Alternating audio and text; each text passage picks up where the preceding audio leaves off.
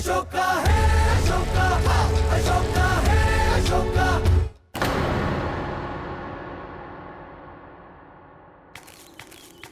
करुण, मुझे संकट का अंदेशा हो रहा है। हमारे पास समय कम है। जीवन में जो हम करते हैं उसकी स्मृतियां अनंत काल तक हमारे साथ रहती है। शत्रुओं ने सोचा कि वो हमारे उल्लास को, विवाह के उमंग को हमसे छीन लेंगे, हमारे सपनों को नष्ट कर देंगे, हमारे अपेक्षाओं की हत्या कर देंगे।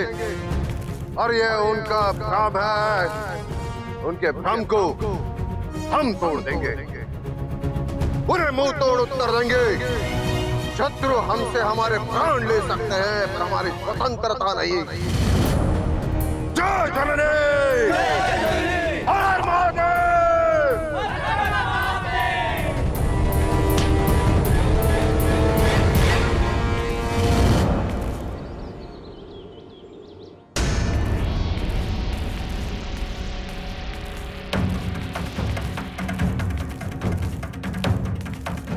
तुम यहाँ कैसे? कुछ है जो आप मुझे बताना चाहते हैं पिताजी? नहीं पुत्र, ऐसा कुछ नहीं। आप इतनी बड़ी बात मुझसे कैसे छुपा सकते हैं पिताजी? वहां मेरे अपने रक्त की होली खेले और मैं यहाँ अपने तन पर हल्दी लगाकर बैठा रहूंगा। यहाँ मुझ पर पुष्पों की वर्षा होगी और वहां सब बाणों की वर्षा सहते नहीं। किसने कहा तुमसे? सैनिकों का मनोबल बढ़ाने वाले आपके भाषण का साक्षी था मैं। तुम्हारा तिलक हो चुका है। 2 दिन पश्चात तुम्हारा विवाह। पिताजी, विवाह के तिलक से पहले मेरा एक और तिलक हुआ था।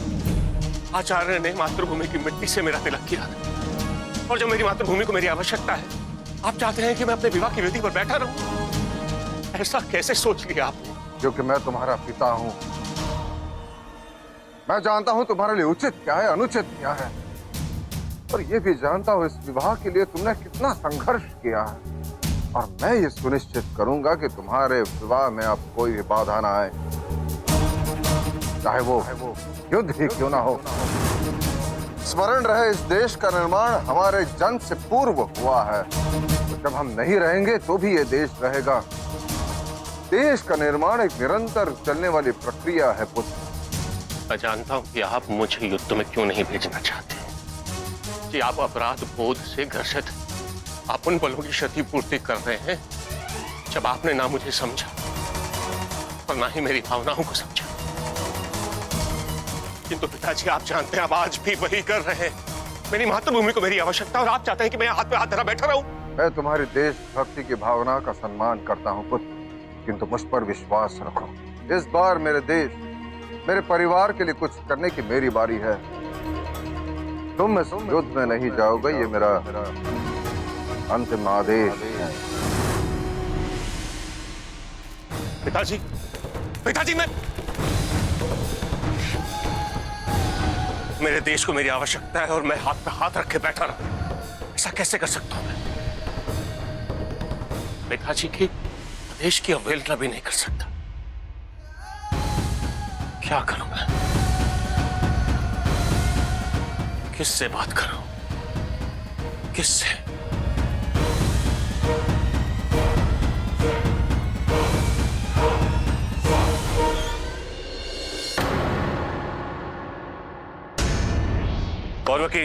कौरव की द्वार खोलो। किसे ढूंढ रहे हो? कौरव, वो छत पर है।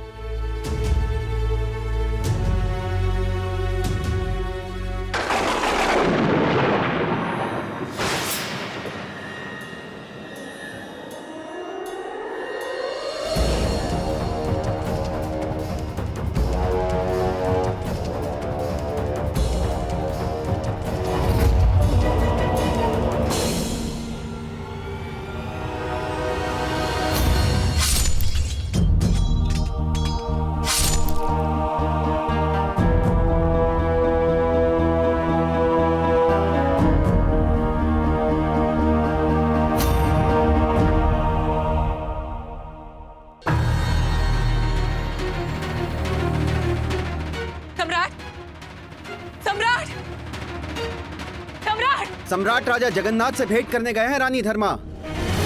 ये विवाह सुख नहीं विनाश लाएगा। महासंग्राम होगा।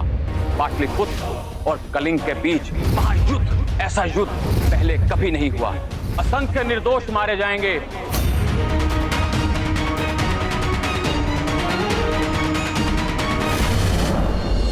निश्चित ही ये विवाह आपके लिए बहुत महत्वपूर्ण होगा महाराज।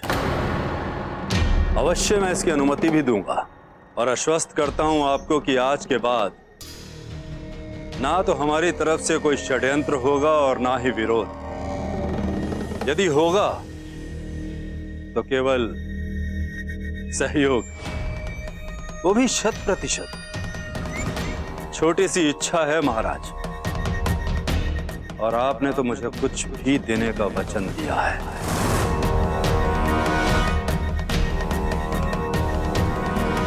अपनी मातृभूमि और अपने प्रियजनों के लिए मैं कुछ भी कर सकता हूँ। चूक कर रहे हैं बोलने में सम्राट। तनिक सुधार करना होगा। इन दोनों में से आपको केवल एक का चयन करना होगा। अर्थात? नहीं नहीं नहीं नहीं सम्राट, अभी मेरी बात पूरी नहीं हुई है। मुझे आपका वो भाव बहुत ही भाया था जब आप मुझसे अनुमति मांगने आए थे, हाथ जोड़कर सर झुकाकर याचना कर रहे थे, अपने पुत्र की प्रसन्नता के लिए भिक्षा मांग रहे थे। अच्छा लगा था मुझे। जिस पिता के पुत्र के कारण मेरी पुत्री मान सम्मान मर्यादा सब भूल गई, मेरे विरुद्ध हो गई, उसी पुत्र का पिता मेरे चरणों में आत्मसंतुष्टि हुई थी मुझे। अपने पुत्र की प्रसन्नता के लिए कोई भी मूल्य चुकाना चाहते हैं ना आप, तो सर झुकाइए मेरे सामने।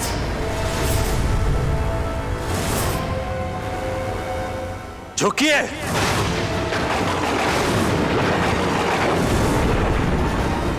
मेरे समक्ष सदा के लिए झुके रहेंगे आप, कभी सर नहीं उठाएंगे। मेरी अधीनता स्वीकार कीजिए सम्राट।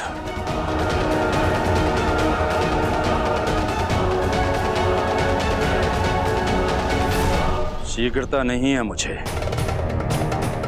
अच्छे से सोचिए फिर उत्तर दीजिए, क्योंकि ऐसे अवसर बार बार नहीं मिलेंगे आपको।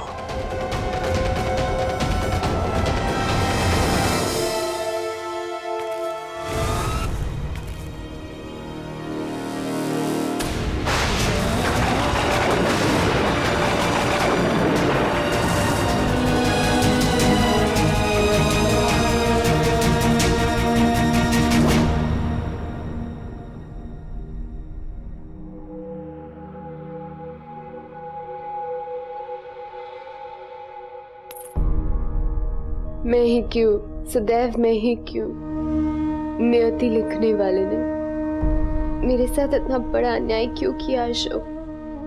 जब भी सुखों का आगमन होने वाला होता है तो दुख उसे निकलने के लिए खड़ा हो जाता है।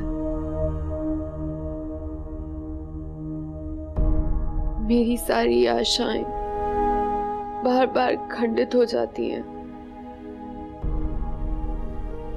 मैंने तुमसे प्रेम किया है अशोक, कोई पाप नहीं किया, फिर बार बार मुझे दंड क्यों भुगतना पड़ता है?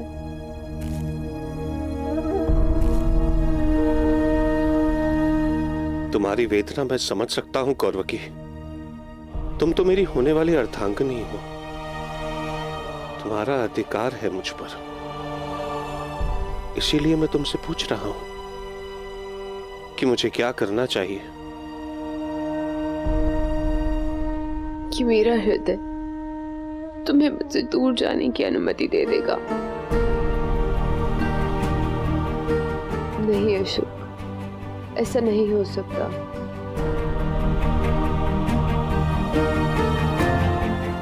और मैं ये भी जानती हूँ, मैं कभी भी तुम्हें उचित कार्य करने से नहीं रोक सकती। मैं तुम्हारी ढाल हूं अशोक, तुम्हारे पैरों की बेड़ी नहीं।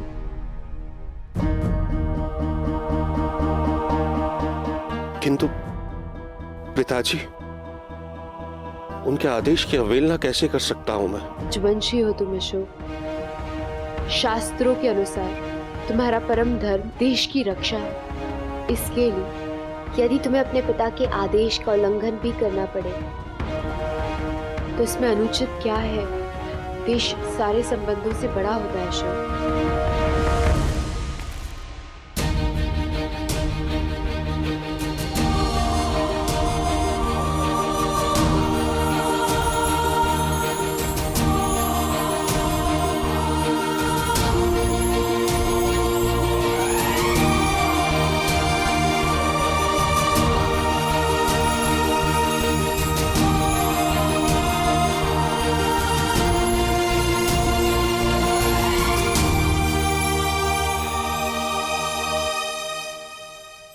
आप ऐसे विचार मन में कैसे ला सकते सम्राट? जिस अशोक की प्रसन्नता के लिए आप ये सब कर रहे हैं, जब उसे पता चल जाएगा वो जीते जी मर जाएगा। इस समय मेरा सबसे बड़ा दायित्व है इस विवाह को संपन्न करना। कौरव की अशोक की शक्ति है और जब वो उसके साथ हो तो वो कलिंग ही नहीं संपूर्ण विश्व जीत लेगा। पर यदि कौरव की उसके साथ नहीं होगी, अशोक तो प्राण विहीन बेसमान हो जाएगा। मैं पुनः अपने पुत्र का हृदय दुखाना नहीं चाहता। यदि आप अशोक की मातृभूमि को नहीं बचा सकते तो उसे भी नहीं बचा सकते सम्राट। दोनों एक दूसरे के पूरक हैं। यदि सहमति का इतना बड़ा मूल्य चुकाना पड़े तो अशोक इस विवाह के लिए कभी तैयार नहीं होगा। वो अपनी मातृभूमि के लिए बलिदान दे सकता है, लेकिन मातृभूमि के सम्मान के लिए कभी उसको दांव पर नहीं लगा सकता। जानते हैं आप, जब उसे पता चल जाएगा कि उसके विवाह के लिए उसकी मातृभूमि को दांव पे लगा रहे हैं आप, फिर से चंड बन जाएगा वो।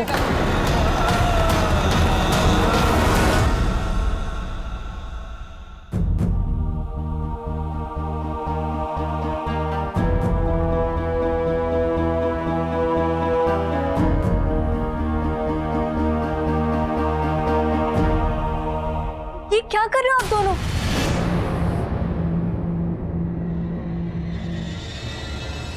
अशोक रणभूमि में जा रहा है और आप उन्हें रोकने के स्थान पर तैयार कर विदा कर रही है।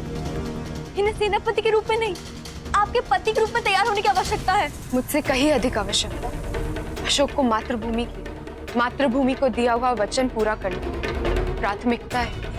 और उन वचनों का क्या तो उसने आपको दिए थे? क्या आपको अपने विवाह में पुनः विलंब स्वीकार है? आप समझने का प्रयास क्यों नहीं कर रही? यदि इस मुहूर्त में विवाह नहीं हुआ तो बहुत बड़ा अनर्थ हो सकता है। आप लोगों ने अपने प्रेम को, विवाह को खेल बनाकर रख दिया। आप लोग को एक करने के लिए सबने अपनी सीमाएं पार कर दी। रानी धर्मा, सम्राट और मैं। आप दोनों विलग होने का जोखिम उठा सकते, किंतु मैं नहीं उठा। अशोक तुम्हारा तिलक हो चुका है। मैं तुम्हें जाने नहीं दूंगी। मैं सम्राट को बता दूंगी। पहले ये विवाह होगा। विवाह विवाह विवाह क्या हो गया है तुम्हें देवी? ये हम दोनों की निजी समझ। हमारे विवाह को लेकर तुम्हारी इस धुन ने ना तुम्हें हतोत्साहित कर दिया। और अब तुम्हें इससे कुछ लेना देना नहीं। जो तुम्हें करना था तुम कर चुकी हो। अब इसमें पढ़ने की तुम्हें कोई आवश्यकता नहीं।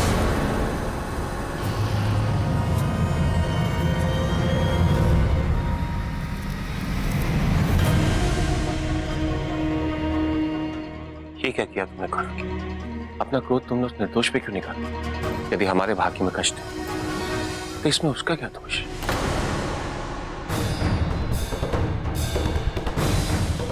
देवी, पता नहीं और कितनी परीक्षाएं देनी शेष हैं अपने स्वप्न की पूर्ति के लिए। अशोक के जीवन का केवल एक ही लक्ष्य, अखंड भारत का स्वप्न, उसके गुरु का स्वप्न। आप जो करने जा रहे हो उससे वो लक्ष्य भी और वो स्वप्न दोनों सदा के लिए समाप्त हो जाएंगे। अपने प्रेम के बिना अपना जीवन व्यतीत करना कितना कठिन होता है, यह मैं भली भांति जानता हूँ। मैंने वियोग की पीड़ा की अनुभूति की है और यह भी ज्ञात है मुझे जिसे आपके साथ होना चाहिए, उसके साथ ना होने से जीवन कैसा उद्देश्यहीन हो जाता है। यदि अशोक के जीवन में ही प्रसन्नता ना रही तो दूसरों को कैसे प्रसन्न रख पाएगा? जो स्वयं दुखी होगा तो कैसे दूसरों का दुख दूर कर पाए जो स्वयं शोक से भर जाएगा? तो दूसरों के शोक को कैसे दूर कर पाएगा? आज मुझे मत रोको धर्मा। आज मैं अपने पुत्र की प्रसन्नता के लिए कोई भी मूल्य चुकाने के लिए तैयार हूं। यही मेरी तपस्या भी है और प्रायश्चित भी।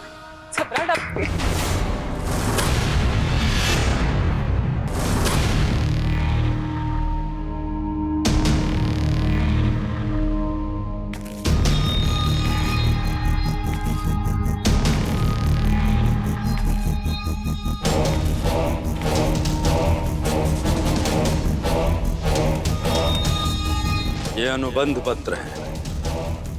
इसमें लिखा है कि आप मेरी पुत्री कौरवकी के साथ अपने पुत्र अशोक का विवाह करवाने के लिए मेरी अधीनता स्वेच्छा से स्वीकार करते हो। आप अपने व्यक्तिगत स्वार्थ के लिए अनैतिक बातें करें। जिन दो व्यक्तियों के कारण आप तक्षशिला से जीवित लौट सकते, आप उन्हीं के साथ इतना बड़ा अन्याय क्यों करें? क्या अपने सबसे प्रिय पुत्र अशोक की प्रसन्नता के लिए इतना मूल्य भी नहीं चुका सकते आप? हस्ताक्षर कीजिए। आप मेरे अधीन और कौरवकी सदा सदा के लिए अशोक जी।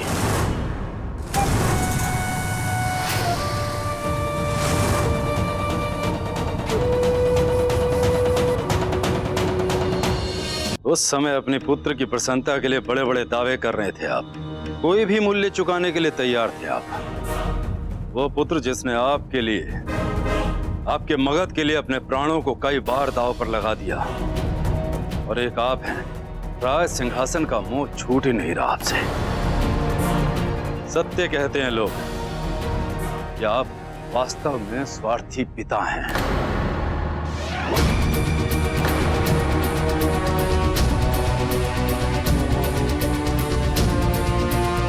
शत्रु हमसे हमारे प्राण ले सकते हैं पर हमारी स्वतंत्रता नहीं।